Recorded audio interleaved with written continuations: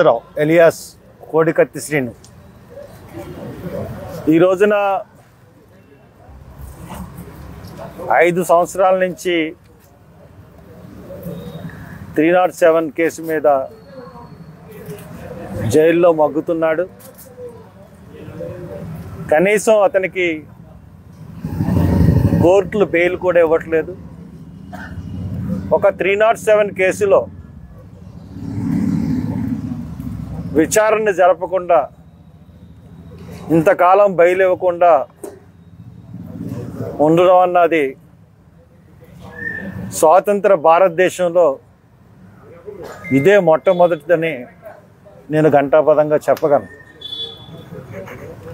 British టైంలో కూడా స్వాతంత్ర ఉద్యమం చేసిన వాళ్ళని దేశ ద్రోహం కింద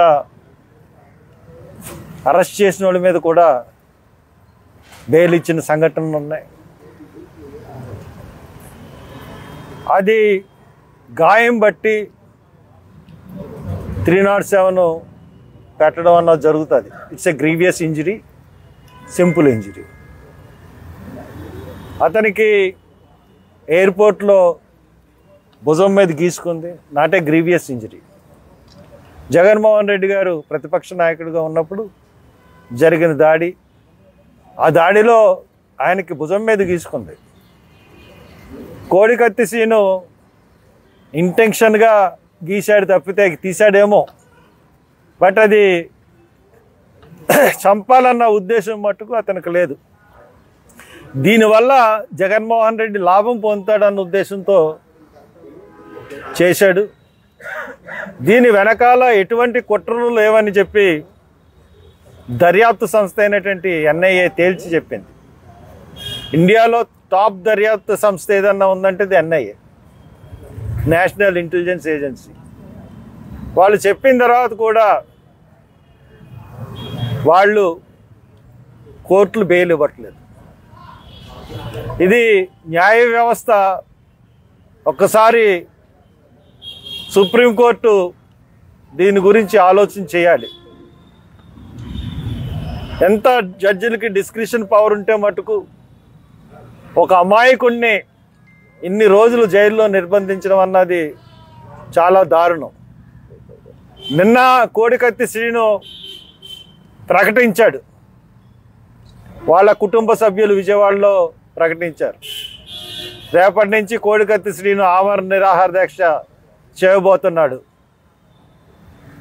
అదేవిధంగా కుటుంబ సభ్యులు కూడా మేము ఎక్కడో చోట కూర్చుంటాం, ఎక్కడన్నా ముందు ప్లేస్ చెప్తే మమ్మల్ని అరెస్ట్ చేసేస్తారని చెప్పి ఈరోజు కూడా నేను కూడా ఎవరికి ఇన్ఫామ్ చేయకుండా, ప్రెస్కి కూడా ఇన్ఫామ్ చేయకుండా, ఎందుకంటే ఇక్కడ నన్ను హౌస్ అరెస్ట్ చేస్తారు, నా ఇంటికి ఎవరిని రానివ్వరు. అందుగురించే నేను చాలా సీక్రెట్గా ఈ దీక్ష ఏర్పాటు చేయడం జరిగింది. ఈ దీక్షకి నా ఫోన్ మేరకు ఇంతమంది వచ్చారు. అందరూ కోడికత్తి శ్రీనికి సంఘీభావంగా కూర్చున్నారు.